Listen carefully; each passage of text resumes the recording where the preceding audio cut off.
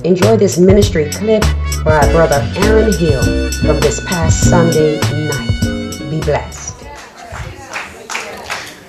When you are doing what you are supposed to be doing, that's when things go wrong. The devil isn't worried about somebody who Monday through Saturday does what they like and Sunday just comes into church. They are right where he wants them. But he seeks to devour those who abide by his word. You see, when you're facing trouble and you're facing these tribulations and these trials, I urge you to remind yourself that you are doing something right.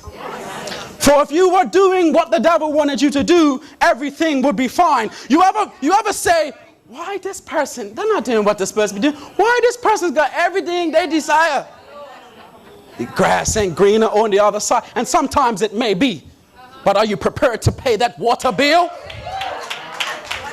And in the end, that water bill may cost that person life. You see, I'd rather have that grayish grass now here on earth and, live eternally than have green grass on earth and that be the end when I rest my eyes.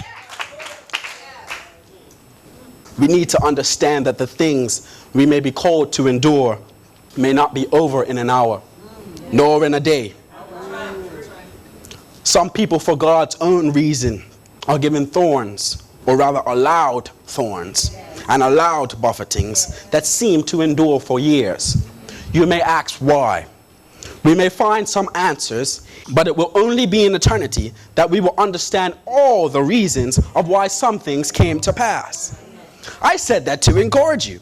When the things and the buffetings of life come your way, they linger in your life. Do not be discouraged, for God is doing something in your life, and it is in His time He will make things perfectly clear. Think of it this way. When the buffetings, or we may just want to call it troubles of life, when the troubles of life come your way, know that you are doing something right. Because the devil isn't worried about someone who's living in sin. They're already where he wants them to be. He seeks to devour those living for the ever-living God. So when you feel the trouble coming, and when you see the trouble coming, I want you to say amen, for a blessing is coming.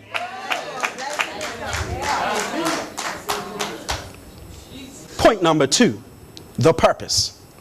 You see, buffetings, beatings, troubles, all of those things regulate our flesh. For Paul, the buffeting came his way to keep him from being exalted above measure. This phrase means to lift oneself above one's place. Because of all the blessings Paul had been given and all of the mighty ways in which God had used him, there was a danger that Paul might try to take that glory for himself. Therefore, God allowed the thorn in his flesh to regulate his flesh. It was sent to remind Paul that this thing was about God and not about Paul. In other words, sent to humble Paul. You see, Paul's my mate, and I wouldn't have it seen that he's the only one that could get like this. And sometimes you and I get like that, correct? And you see, sometimes we say, oh, I'm the premier. I'm a member of I'm all that in a bag of chips. You ever bought a bag of chips lately? It's half a earth.